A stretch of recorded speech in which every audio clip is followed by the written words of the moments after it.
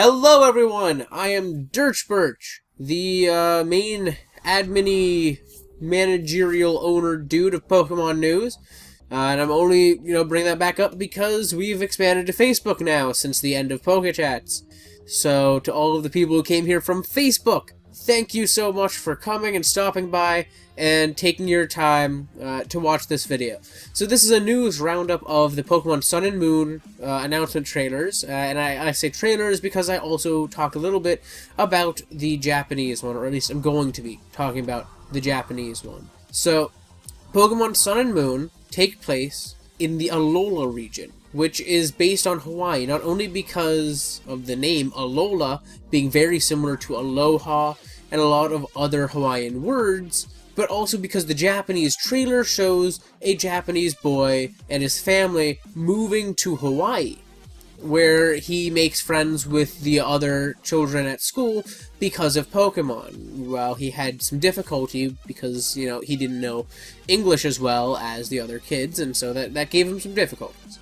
But anyways, some more about the Alola region really is that, it's a small region. I mean, it showed it in the trailer, this small island. Now, I don't know if that's the whole region, or if there are actually more islands associated with it. If there aren't more islands, I don't see how it's going to work, perfectly. Because it's tiny. I mean, there's one city that I saw that I was like, that's a city. That's like a third of the island. Or it wasn't like a third, but maybe an eighth or a sixth, you guys can see.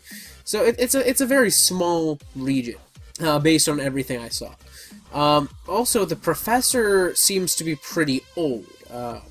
He's one of the oldest professors in a while, and I think he's the professor. I don't know if there's anything that expressly says he's the professor, but he's the one who throws out all the Pokemon in the trailer, and he's pretty old. It was just standard for the professors, so that's why I'm kind of assuming that he is, the professor.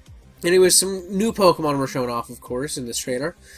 We had the starter Pokemon. And to start off, I'm going to start with the grass starter, the first one in all the lists, Rowlet. So, Rowlet is an owl, if its name being, having the word owlet in it isn't obvious enough, baby owl. But Rowlet is a grass flying type Pokemon from the start, which is really nice. It's a bit of a refresher to have, or it's a bit refreshing to have, a dual type as one of the starting, Pokemon of a generation. Normally, they become a dual typed Pokemon. But yeah, it comes with the signature move Leafage, or not signature move so much as new move. Normally when you get the Pokemon, they come with two moves: Tackle or Scratch or Pound, and Growl or Leer. And I think Tail Whip in some cases as well. So that's really all you normally get. I don't think there's any that have defense scroll or anything, but normally you get just a basic normal type attack and a basic stat modifying move, and that's really not that much. But now with Leafage, that was when they confirmed, you don't have to level up your Pokemon to get Stab anymore. You get them with Stab. Leafage is a grass-type attack, as its name would imply, talking about leaves. And, yeah, basically Rowlet throws, a couple feather leaf things, and they deal damage. So, it's a weak grass-type attack. Now, Rowlet, from what I've seen, is usually the more popular. I want Rowlet, because I think it's adorable. I love owls. And, so I'm really excited for Rowlet, personally. But the next most exciting Pokemon that a lot of other people like, I like it, but not as much as Rowlet, Litten. Litten, as its name would imply, is a lit kitten, kind of like Litleo. Similar, kind of getting that lit in there, to reference the fire. And Litten is, as I said, a kitten, so it's going to become a larger cat, most likely. And it's a fire type. There's no duel going on with it yet, at least. And Litten comes with Ember. So, as I said earlier, you don't have to level up to get that Stab. You get your Stab from the start. And there's no signs that they're going to be higher than level 5. They might be higher than level 5 when we get them, but we really won't know until we get the games, or until, someone mentions that in another video, a review or something like that. But other than Litten and Rowlet, we have the final and somewhat disliked starter, Poplio. Now, Poplio is a sea lion that blows bubbles. It looks kind of like a clown, and it's a water-type Pokemon. It learns Water Gun from the start. But yeah, I mean, I don't understand all the hate for Poplio necessarily. I mean, it gets Water Gun at the start, and that's Stab. It has a logical premise. I guess it's partially because people don't like clowns, and partially because people don't like its nose. You know, I'm not a huge fan of the nose, but I mean, it's there. I'm not gonna change it because I don't like it. You know, I can't do that. I don't have that power. But yeah, other than the starters, we also got our first looks at the legendaries of the game. There's the Sun Legendary and the Moon Legendary that we have very little information on. The Sun Legendary is based on a lion, as we saw in the footage, and you can tell by the box art and all that. And there's also, as I said, the Moon Legendary, which is a bat, and has a pretty devastating looking attack. Now, we didn't get to see what the Sun Legendary's attack was going to be, but we saw a good bit of the Moon Legendary's attack, and I have to say I liked it.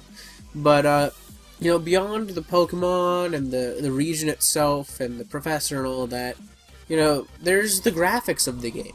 Now, what we saw of the graphics, we saw some overworld and some battle engine stuff. So the overworld stuff, I noticed that there was a pretty decent amount of reworking. I don't know if it's in the same engine as it was before, but there was definitely a lot of work put into it, where now the trainer models are taller and more detailed. Almost battle engine quality with slightly different proportions and, of course, lower polygons. But, you know, interesting enough, they're still customizable, which is good. You know, a lot of people were kind of scared that they might get rid of it, but they at least showed them in different shirts and pants, or shorts and shirts at one point, so we know that that's there. And the Japanese trailer also showed that there will be 8 different options for your trainer choices. There are 4 skin tones and hair colors for each of the, male and female character models. So when you pick, you're going to be given 4 options instead of what I believe, I'm pretty sure X and Y had 3. So instead of having the 3 options for each, gender, you're going to get 4, which is a nice little add on to the games, because there really wasn't that much options. I mean, you had general skin tones to choose from, and then you could choose the right hair color later and all that. But now there's a bit more variation, and that's always a nice thing to see. But yeah, with the battle engine, there was a pretty decent amount of work put in as well, and I think it's still the same battle engine as XY, Omega Ruby, and Alpha Sapphire. I don't think we're going to be seeing any new models for any of the Pokemon from there. I think they're going to translate over just fine. But there are no more circles below Pokemon. I noticed that, and I was kind of happy, because that's a good thing. The circles below Pokemon, while they were traditional and, I like them for that reason, they also didn't really work perfectly. Because back when they put them in, there was no detail to the ground around the circles. And so ever since they put them in with detailed grounds, especially like with water, it just doesn't fit. Like, either a more detailed version of the ground suddenly appeared, or the water's now flowing the wrong direction and is higher res. So it's kind of like, what's going on here? I mean, it was a bit game breaking to me. Not necessarily like breaking the game itself, but breaking the feel of the game. Like, you go there and you're like, these are my Pokemon. Then you see that and you're like, this is a game. They're not with me. I'm not enjoying this, and you feel a bit disconnected and disjointed when you notice that, because it's like when the audio quality in a game suddenly is just not right. Which is another thing I should mention. I'm hoping that some of the older Pokemon get more upgraded, cries as they enter the fight, because X and Y and Omega Ruby and Alpha Sapphire had, several that had improved versions of them. And I hope to see more improved versions over time to help bring them to a more of a level of realistic, sounding, noises. I mean, that's one of the biggest things with like Battle Revolution and all the games before that. When you sent out a Pokemon from first gen, it sounded really fake. and X and Y had solved that problem. And so, at least for to a degree, some of them. It solved that problem for some of them, not all. There were definitely a lot of Pokemon that had the crappy cries of old.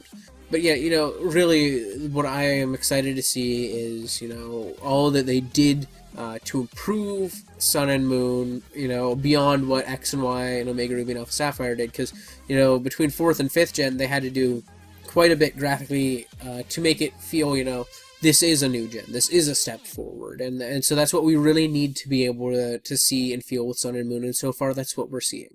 So, that's just my take on the trailers. I mean, there's plenty of other takes out there all across the internet, so if you were here checking mine out, you could go check out, plenty of others. I'm not the only person doing this, so, I mean, Sun and Moon.